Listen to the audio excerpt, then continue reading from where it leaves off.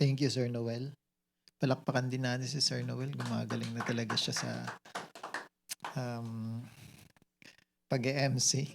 Anyway, welcome po sa lahat na nandirito.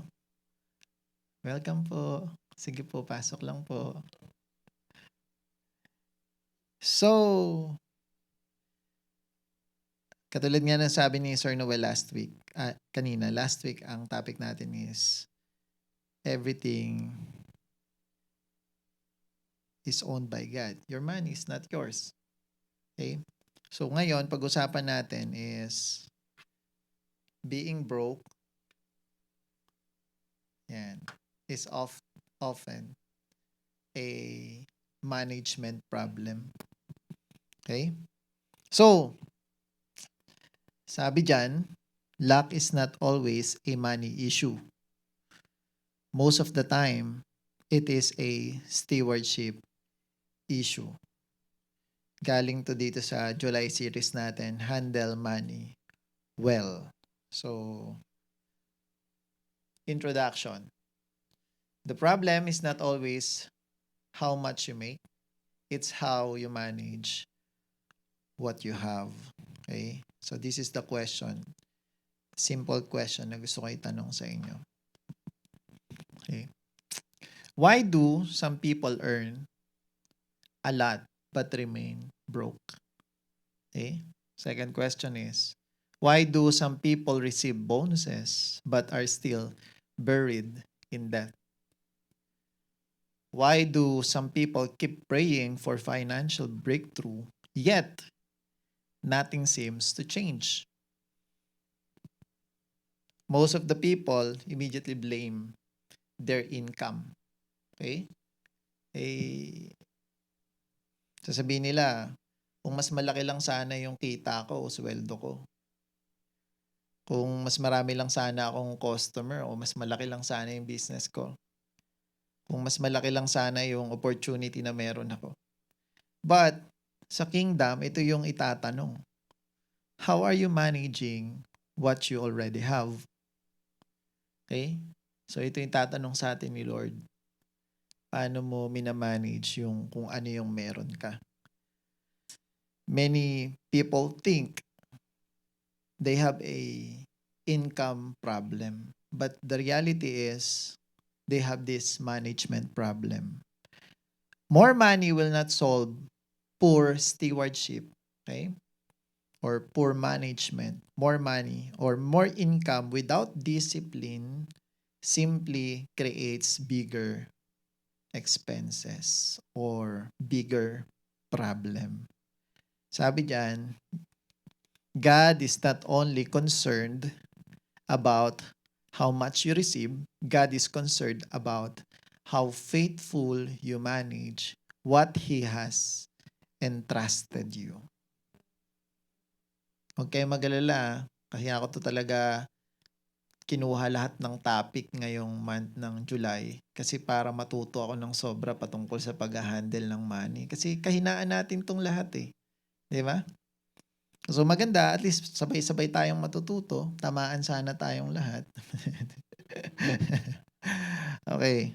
So, ulitin ko, God is not only concerned about how much you receive, God is concerned about how faithfully you manage what He has entrusted you. So this is our verses, mga foundation natin na mapag-aaralan ngayong gabi.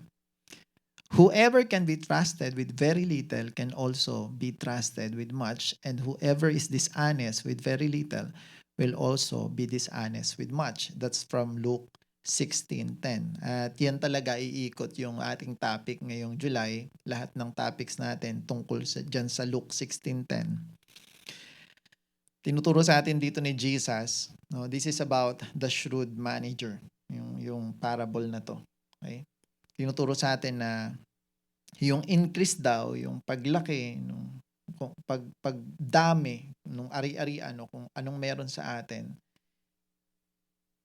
sumusunod yon sa kung gaano tayo ka-trustworthy or ka-faithful. Okay? So, before God give more, sabi dyan, He first watches how you handle little. So, hindi basihan kung gaano karami o gaano kakonti, basta kung ano yung meron ka. Malaki man yan o konti, yan yung tinitingnan ng Diyos kung paano mo i-handle. Sabi din dito sa Matthew 25:21, His master replied, ano to tungkol to sa, again, tungkol to sa parable of the talents. Sabi nung master dun sa napagkatiwalaan niya, "Well done, good and faithful servant. You have been faithful with a few things. I will put you in charge or ruler of many things. Come and share your master's happiness." So promotion in God's kingdom is connected sa stewardship. Okay?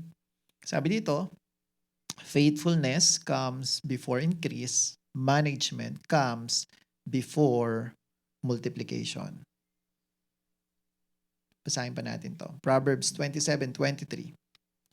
Be sure you know the condition of your flocks. Give careful attention to your herds. Okay? Sa verse na to, sinimula to ni Solomon, tinuturo niya yung stewardship, diligent, at pagiging responsible manager. No? Sa ancient times, sa Israel, yung basihan nila sa kayamanan ay patungkol sa flocks and herd, kung gaano karami inaalagaan mo. Okay? Na sheep. Okay? Yan yung nagde-determine ng wealth, ng income mo, and ng livelihood ng buong nasasakupan.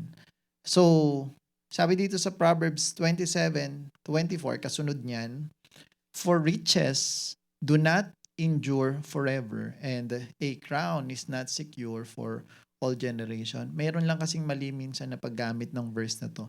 Nagagamit to sa sa tawag diyan. Sa church, pag may mga taong uma-attend, tawag kasi minsan diyan flocks o kaya herd. Pero it's not all about being a leader. Ang tinuturo dito sa Proverbs 27:23 ay pagiging manager ng kung ano yung pinagkatiwala sa'yo. Kasi yung buong 23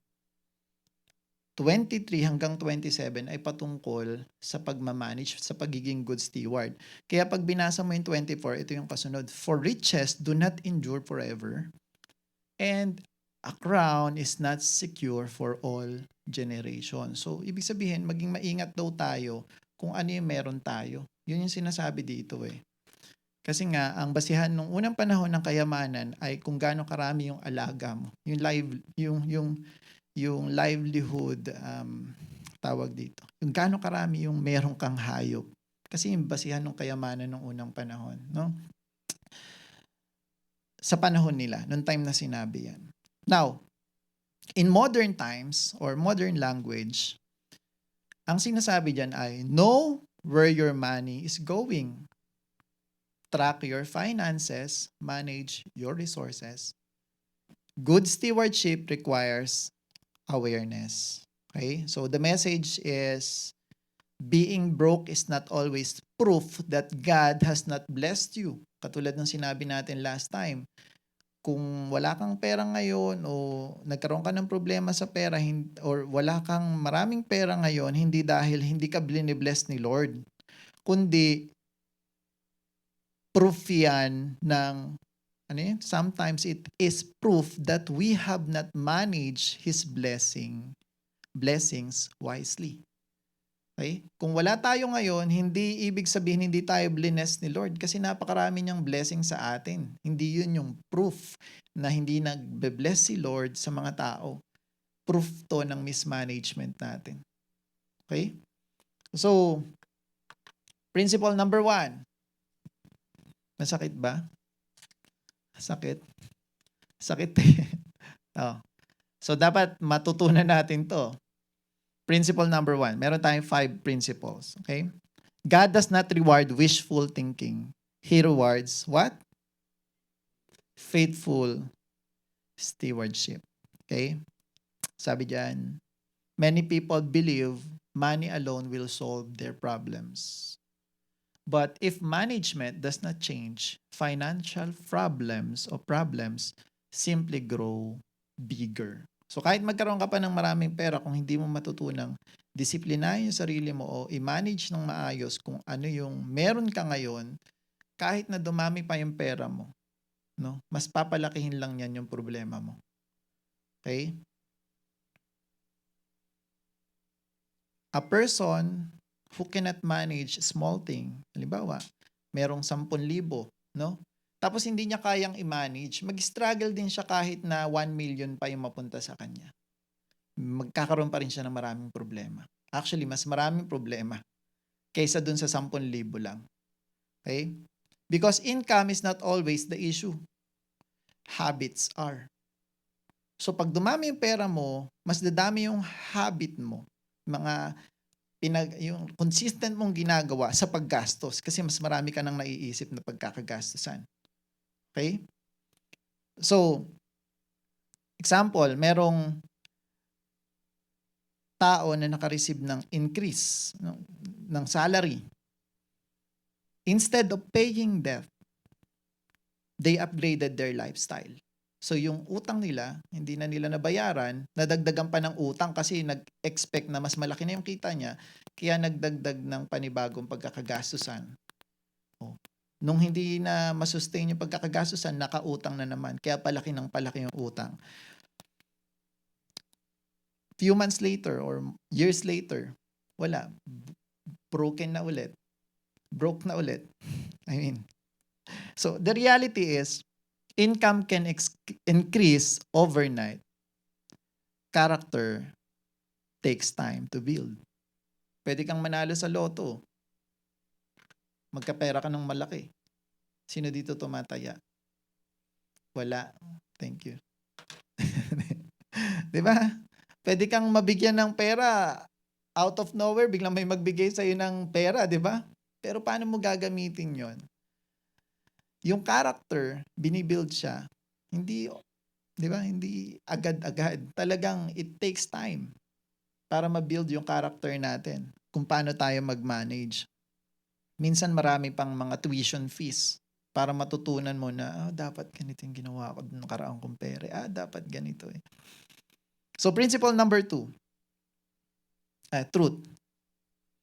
Financial breakthrough begins with faithful stewardship.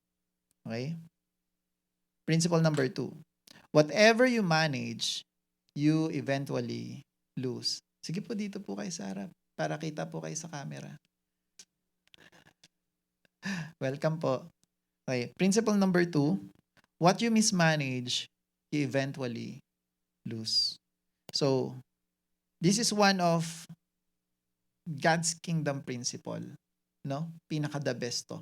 Para matutunan natin yung pagiging good steward. We need to remember always this principle that whatever we mismanage, we lose. Okay? If you mismanage money, you lose your money. If you mismanage your business, you lose your customers. And eventually, your business also. If you mismanage your health, you will die early. You lose it. And then if you mismanage your relationship, you lose trust. Okay? So, God never blesses continual mismanagement. He blesses faithful management. Okay? Example, maraming tao yung hindi nila alam paano mag-spend ng tama, mag-save, paano magbayad, di ba? Hindi nila alam kung paano i-manage yung pera. Wala talagang multiplication. Kasi if pag-aaralan mo kung saan nanggaling yung mga pinakamayayamang tao, most of them galing din sa walang pera. Yung sinasabi nilang broke. 'Di ba? From rags to riches ngayong karamihan. Sila yung talagang sobrang successful. Pero yung mga napamanahan minsan na babaliwala pa kung ano yung pinaghirapan ng magulang. Lalo na kung hindi naturuan ng tama yung mga anak. Ang naturo ay paggastos. Kaya kayo, pag yumaman kayo, ang ituro nyo sa mga anak nyo, paano i-manage yung meron sila, hindi kung paano gumastos. Kaya hindi rin maganda na ipakita sa kanila na talagang grabe kung makagastos yung pamilya namin, ganito kami kumain, ganito kami kumain. Simplihan nyo lang ng konti, di ba? Pekein nyo ba kunwari na wala kayong pera? Paano ko ba sasabihin ng tama? Hindi. You manage wisely. At yun yung ipakita nyo sa kanila. So, karamihan ng mga kilala kong sobrang mayayaman, talagang galing din sa pagiging wala o konti. Pero they manage it wisely. So, ano nangyari? Na-multiply nila ng gusto. So, those people who don't know how to manage, how to be a good steward kung ano yung meron sila, nananatiling broke, nananatiling wala. So, hindi ibig sabihin pala na pag may pera na tayo ay hindi na mauubos yan. Kasi maraming mga pagkakataon sa buhay ko, marami akong pera, pero bakit nawawala? Bakit nauubos? Saan napunta? Yan yung tinatanong ko. And then, I realized things. Lalo na nung pinag-aaralan ko to, oo nga. Kasi mismanagement. Kasi I'm not a good steward of God. So, that's why, sabi dyan, the reality is, what you fail to manage will eventually disappear. And the truth is, you cannot expect increase while neglecting stewardship. Kasi muntik-muntikan lang sa buhay ko dahil biglaan yung pagyaman ko. Yabang naman ang salitang yun. Kumbaga nagkapera ako ng biglaan. Tapos ang nangyari, nabago yung pag-uugali ko, naging masama. Hindi ko na may kukwento dito kasi naka-live tayo. Pero patayin mo muna yung live, magkukwento ako dito. So dumating pa sa point ng buhay ko, nung niloko ako, nag-isip akong pumatay ng tao. Ganun kakayang dalhin ng pera. Lalo na kung hindi naging tama yung puso mo at hindi mo natutunan hindi mo na-build yung sarili mo sa pagiging good steward. Kasi akala mo sa'yo, niloko ka, kaya ang gagawin mo, gagawa ka ngayon ng masama sa kapwa mo. Kasi sa'yo, niloko ka eh. Pero ang totoo nun, pinabayaan mo talaga yung pinagkatiwala sa'yo ng Diyos. Kung yun lang ay maiintindihan natin na pinagkatiwalaan tayo, ang gagawin natin, magiging wise tayo. Hindi natin hayaan na maloko pa tayo ng iba. Kasi pinagkatiwala to sa akin, so I need to be wise. Huwag kayong mag-alala, hindi ako nakapatay ng tao. Hindi hinayaan ni Lord. Pero umabot sa ganun yung mind ko kasi nga mali. Yung pagkaintindi ko kung kanino yung hawak-hawak ko, kung kanino sino talagang may-ari nung pera na meron ako, akala ko ako. 'Di ba? So, ang pinakapangit ay inari ko siyang akin. Kaya nung sumama yung loob ko dahil niloko ako, hindi pwede yan. Mambubugbog ako. Dadalhin ka sa masama. Kaya nga, pag dumami yung pera mo, it magnifies kung sino ka talaga. Kung masama kang tao, tapos wala kang pera, masama ka na. Pag yumaman ka, hindi ka na magiging mabuti. Kung masama ka mag-isip sa kapwa mo, kung nanluloko ka, tapos maliit lang yung pera mo, pag nagkaroon ka ng mas maraming pera, mas marami ka pang lulukohin. Ganun. So, anyway, punta tayo dito. Principle number 3. I hope you learned something. Discipline is more important than high income. Mas maganda nang marunong ka mag-manage, kahit konti lang yung meron ka, kaysa marami kang income pero hindi mo kayang disiplinahin yung sarili mo. Kasi magmumukha pa ang mas mayaman at mas may pera yung marunong mag-manage kaysa sa mas maraming kita na inuubos yung pera niya. Okay? Many people think rich people simply earn more. But many financially successful people became successful because they manage well. Okay? Maaaring pag kumita ka ng biglaan, nakachamba ka ng negosyo, nakachamba ka ng produkto, tapos kumita ng husto, malaki yung kinita mo. Tapos mga after 5 years, biglang humina na yon. Mapapansin mo yon na parang biglang unti-unti na nauubos yung pera namin. Kasi nga, hindi mo natutunan talaga yung tamang proseso. Kaya hindi siya kung gaano kalaki yung kinikita mo, kundi kung gaano mo siya minamanage ng maayos. Okay? So, yung mga taong nagiging successful financially, no? Hindi yan dahil sa malaki yung kita nila, kundi magaling sila mag-manage.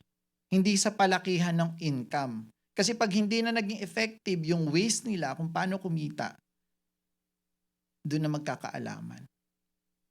Kung gaano ba kalaki yung nagagastos nila, yun yung ganun kabilis yung pagkawala nung pinaghirapan nila. Now, dapat matutunan mag-budget, mag-save, mag-invest, magbigay, magplano, tapos merong dapat habit ng delayed gratification. Hindi yung pag naka-achieve ka ng something, oy, we earned 1 million, kailangan i-treat natin yung sarili natin, gastos tayo 100,000. So, ito ay habits, not miracles. No? Kahit na mag-pray ka pa ng sobrang dami kay Lord para maging maayos yung finances mo. Hindi miracle yung kailangan mo doon. Ang kailangan mo doon, habits. Paano i-manage yung pera ng tama. God blesses discipline because discipline protects blessing. So example, may 2 taong kumita ng 50,000 pesos. Yung isa, ginastos lahat. Yung isa naman, binudget niya, sinave niya, ininvest niya, natuto siyang magbigay. 5 years later, no? Itong 2 tong kumikita ng 50,000 monthly. Yung isa broke pa rin. Yung pangalawa, sa tingin niyo, syempre hindi na lang 50,000 yung kinikita nito. Pero yung isa, naghahagilap pa rin ng 50,000 monthly just to sustain. So the reality is, discipline determines direction. And the truth is, your financial future is shaped more by your habits than your income. So principle number 4. Ang bilis ko mag-talk ngayon. Money is a tool, not a master. So last year meron akong topic nito, yung you cannot serve two masters. Sorry. Sabi diyan sa Matthew 6:24, no one can serve two masters. Either you will hate the one and love the other, or you will be devoted to the one and despise the other. You cannot serve both God and money. Jesus said, no one can serve both God and money. Money is a wonderful servant. They are a good servant. But money is a terrible master. Many people work only for money. And explain ko ng konti yun na. But kingdom people work for purpose.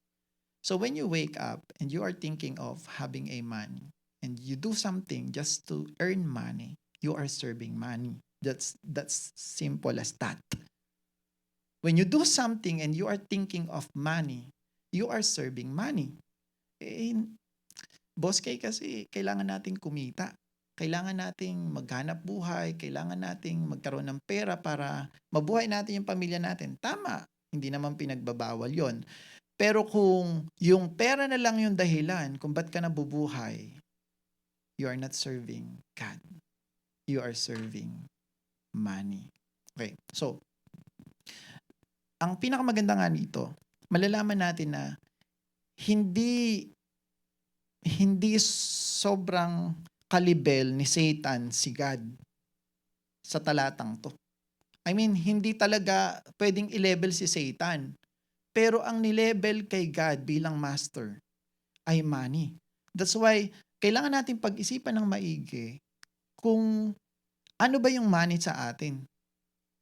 Kasi pag hindi natin to naintindihan, akala natin we are a servant of God, but we are a slave of money. Katulad ng kwento ko last year. May isang babae na pupunta sa dalaga, pumunta sa Quezon Ave, tas nandun yung work niya. Hindi naman siya pumunta doon. Binenta yung laman niya. Kasi doon yung dati kong tambayan doon sa lugar na yun, kaya alam ko. Hindi niya naman binenta yung laman niya o yung puri niya para kay Satan. Para saan? Para buhayin yung pamilya niya. So para saan nga? Para sa money. So, when you serve money, you compromise. Wala ka ng standard kung paano kumita. So, money should serve your assignment, not control your decisions. Okay? Ulitin ko, money should serve your assignment, not control your decision. Medyo mahirap tong pag-usapan kasi unang-una, kailangan talaga ng taong kumita ng pera. Pero we need to know kung para saan ba tayo nagtatrabaho. To serve or just to earn. Kasi katulad ng pinag-usapan natin last time, yung serving. Pag ito ang natutunan natin, yung pagkita, hindi mo mapipigilan. Kahit na pagdamutan ka pa ng mga tao, talagang magiging successful ka if you learn how to serve. But the problem is, dahil nga kailangan nating kumita, we compromise. Ano yung mangyayari? Yung lalaki, gigising ng umaga, magtatrabaho just to earn money. Okay? Yung tatay, nagtatrabaho just to earn money. And yet, lumalaki yung mga anak niya na hindi niya man lang nakakausap. Are you serving money or are you serving God? Why? Bakit ko tinanong yon? Kasi kung sineserve mo si God, dapat alam mong may responsibilidad ka lang, hindi para pakainin yung mga anak mo, kundi para palakihin sila ng tama. Pero kung nako-compromise mo na yung iba mong mga responsibility, pag nako-compromise mo na yung integrity mo, pag nako-compromise mo na yung mga bagay na alam mong hindi dapat nako-compromise, na hindi makakapagbigay ng glory kay God, it means you are not serving God. You are serving money.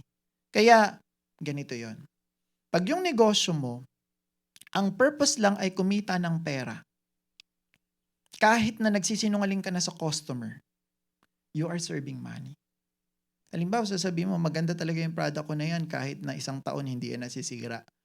'Di ba? Pero alam mo sa sarili mo na kahit gaano pa katagal mong i-rep yung produkto mo, 2 months lang sira na. Pero just to make a sale, just to make a sale, ano ba? Sale, benta. Nalilito na. Para lang makabenta, nagsisinungaling ka na. So, sino pinagsaservan mo? God or money? That's why we need to be, anong tawag dito? Aware kung ano ba talaga yung purpose ng ginawa natin. Kasi nung medyo bata-bata pa ako, no? Hindi, bata pa naman ako ngayon. hindi, pogi pa rin.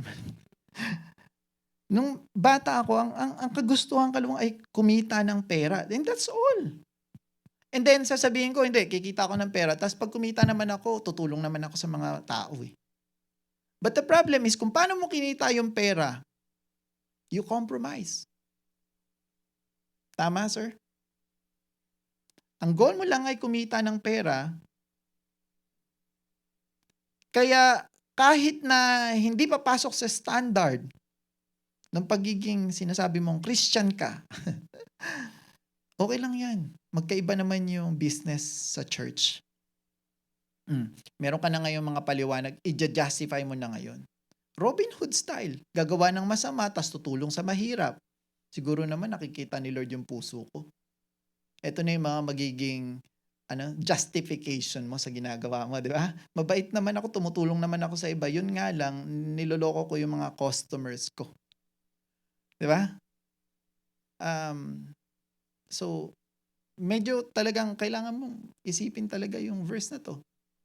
You cannot serve two masters. It's either, sabi dyan, you devoted to the one and despise the other. So, sino sa kanila yung dinidespise natin? Si God o si money? Sino yung devoted tayo? Kay God o sa pera? Sino talaga yung nilalove natin? At sino talaga yung hinihate natin? We need to understand that.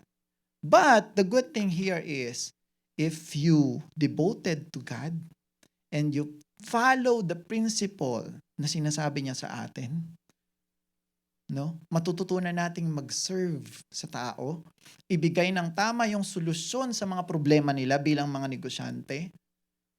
Hindi na natin kailangan na ipagdikdikan na may produkto tayong ganito o may serbisyo tayong binibigay na ganito. Kasi sila mismo yung magsasabi at pagsisigawan nila yung produkto mo ay napakaganda. It might be not too hasty, hindi masyadong mabilis, gradually, slow, pero sure.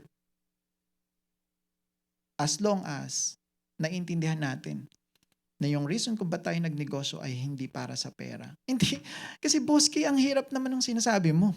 Kaya ako nagnegosyo para kumita at mapakain yung pamilya ko. Okay naman yon. Okay talaga yon. Wala namang masama dun. Pero kung yung ipapakain mo sa pamilya mo ay galing sa panloloko, yun yung masama. Baka hindi makatulog yung iba. 'Di ba? Nakakatulog ako kaya masama ba ako?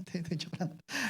Naiintindihan niyo yung sinasabi ko? Okay naman gumawa ng negosyo, magnegosyo, mag-solve ng isang problema para mapakain yung pamilya mo. Actually, number one ministry natin yung family. Walang problema sa buhayin mo yung pamilya mo, i-provide mo yung pangangailangan ng pamilya mo, pero yung magsisinungaling ka para lang mabuhay sila yung mali. Yung kumita ka para sa kanila, tama. Pero yung mangloko ka para sa kanila, yung mali. Naintindihan niyo ba? Okay. So, as long as you know na yung pagninegosyo mo ay hindi tatama sa principle nung mga pinag-uusapan natin ngayon, hindi compromising, it means you are serving the Lord. Yun yung sinasabi ko. Hindi ko sinasabing huwag kayong magnegosyo kasi kikita kayo ng pera. No, masama magnegosyo kasi pera yan. Hindi. Ang sabi diyan sa Bible, the love of money is the root of all evil. Ibig sabihin, yung pera hindi masama. Kapag kumita ka ng pera, hindi masama. Yung kumita ka dahil si pera na lang yung iniisip mo, para kumita na lang ng pera yung iniisip mo, it means you love money more than people and more than God. Kahit na nakakapandoko ka. Kaya pag yung servant ni Lord, ganito yon. Pag nagkaroon ng problema yung produkto na ibinigay nila sa customer, ganito yung puso nila. Sige po, papalitan ko na lang kahit wag na po kayo magbayad. Kami na po yung, sige po, bibigyan po namin kayo ng marami. Why? Because they want to serve. Pero ganito yung attitude ng mga taong gusto lang kumita. Ang liit-liit na nga po ng kita namin dyan eh. Di maghanap kayo doon ng mahal. Naintindihan nyo ba yon? Yung pagkakaiba. Ang reason kung ba't ka nagnegosyo, katulad ng pinag-uusapan natin, is to serve people. Kasi when you serve people, you are serving God. Okay? You solve their problem, you serve them. You solve their problem, you serve them. And when you serve people, you are serving God. Ang problema, dahil ang gusto mo kumita ka, kahit na sobrang laki na nung tinutubo mo dun sa tao, para bang pinarusahan mo siya sa presyo, tapos nung nagka-problema, sisingilin mo pa siya, alam mo naman na ang laki-laki na ng kita mo. Ang totoo, dapat nung nagkaroon ng problema yung produkto mo o yung service na meron ka, dapat ilibre mo na nga lang kasi sumablay eh. Kasi hindi naging totoo yung pinapangako mong ibibigay mo sa kanila yung solusyon ng pinoproblema nila. Dapat ganun tayo mga negosyante na align sa kingdom principle. So, I hope you understand this.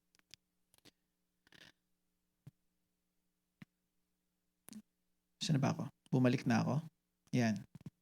So, money should serve your assignment, serving people, not control your decisions. Okay? Kahit na, so matututunan mong mag-no. Matututunan mong mag-say no sa mga opportunity makaka-compromise. Okay? So, kapit lang muna kayo sa upuan nyo ng konti. Medyo kasi, di ba? Kapit lang kayo ng konti, higpitan nyo, baka malaglag kayo dyan. Reality, money reveals who is truly leading your life. Truth. A steward controls money. A slave is controlled by money. So ano ka dyan sa dalawa? Steward ka ba or slave? Principle number 5. God trusts good managers with more. Okay? Sabi dun sa Matthew 25, yung parable of the talents, no? Hindi ko nababasahin ng buo. Tinuturuan tayo ni Jesus Christ doon na yung servants na multiply yung pinagkatiwala sa kanya ng master ay nakareceive pa ng greater responsibility. 'Di ba? Well done and good and faithful servant. You have trustworthy with few and I will give you rulership o ruler sa mas marami. Yun yung sinabi ng master. Now, yung servant na hindi na palago yung pinagkatiwala, yung binigyan ng isang talento, kasi 3 yun, di ba? Yung isa pinagkatiwalaan ng 5, yung isa pinagkatiwalaan ng 2, tapos yung isa, yung huli pinagkatiwalaan ng 1. Yung pinagkatiwalaan ng 5, dinoble niya. Yung pinagkatiwalaan ng 2, dinoble niya. Yung pinagkatiwalaan ng 1, binaon niya sa lupa. Ano nangyari? Lahat ng resources na meron siya, kinuha pa. Kunin sa kanya. Sabi dun, ang wala ay kukunan pa. Ang meron ay dadagdagan pa. Yun. Ibig sabihin, that's how our Master, our God, watch us. Tinitingnan niya kung sino yung nagpapalago at kung sino yung magaling gumastos. Kaya yung magagaling gumastos, lalong naghihirap. Yung mga magagaling magpalago, yung magagaling na steward, lalong yumayaman. Kaya totoo nga yung sinasabi na, yung mga mayayaman, lalong yumayaman. Hindi. Yung mga good steward, lalong yumayaman. Kasi may mga mayayaman na hindi good steward, kaya nawawalan. Yung iba nagsusugal di ba? Mayaman, tas nagsugal, yari. Kaya yung mga mayayamang good steward, lalong yumayaman. Dapat ganun. Yung mga mahihirap, na hindi good steward, lalong humihirap. Kasi may mahirap din na good steward, pero yumaman. Okay? Nililinaw ko lang. So, God is not unfair. God is looking for trustworthy stewards. Ito yung tinatanong sa atin ni Lord dito sa mga topics natin. Can you manage little? Can you manage consistently? Kasi madaling mag-manage ng ilang araw o ilang buwan, pero yung maging consistent ka, habit yon. Can you manage faithfully? If the answer is yes, yung more, yung increase, yung more opportunities, yung more money, yung wealth follows. Example, before praying for another business opportunity, manage your current well. Okay? Before asking for another client, serve your existing client excellently. Before asking for a bigger salary, become excellent kung ano yung meron ka dun sa trabaho mo. Reality. Faithfulness opens doors that talent alone cannot. Okay din yung magaling ka pero kung hindi ka mapagkakatiwalaan, no? May kilala ba kayong magaling pero pag nakatingin ka lang? Pag nakatingin lang yung boss niya, magaling siya. Pero pag hindi na siya mapagkatiwalaan. Kaya, faithfulness opens doors that talent alone cannot. Hindi lahat ng galing hindi lahat ng opportunity ay mag-open dahil lang magaling ka. Pero mas maraming opportunity yung mag-open kung faithful ka. Kung ikaw ay good steward. Kung mapagkakatiwalaan ka. So, truth. God promotes good managers. Ganyan ka rin di ba? Ikaw nga na tao, ipro-promote mo yung mga magagaling na managers mo. Yung mga taong mga pagkakatiwalaan, pinagkakatiwalaan mo sa mas malaki. Paano pa yung Diyos natin na nakikita lahat? Hindi siya bulag. Hindi katulad mo. Meron ka mga blind spot. Di ba? Hindi mo nakikita lahat. Pati yung puso ng tao, hindi mo nakikita. Pero si Lord, kitang-kita niya lahat.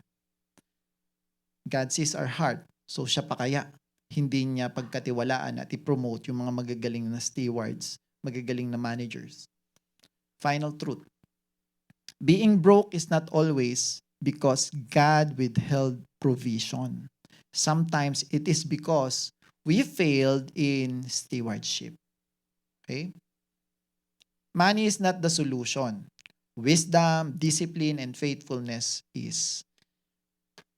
Good management turns little into much, and poor management turns much into little. So this is the closing. Stop asking, Lord, give me more money, but start asking, Lord, teach me to manage what you've already given me. So ito yung dapat na sabihin natin sa Diyos. Okay? Because what? When stewardship improves, finances improves, influence grows, opportunities increase, and God can entrust you with even more. So let's declare this. Today, 1, 2, 3, go. Today, I declare that I am a faithful steward of God's resources. I reject waste and poor stewardship. I choose wisdom, discipline, and responsibility. I will manage, save, give, and use every blessing for God's glory. I will be faithful with little, and God can trust me with more.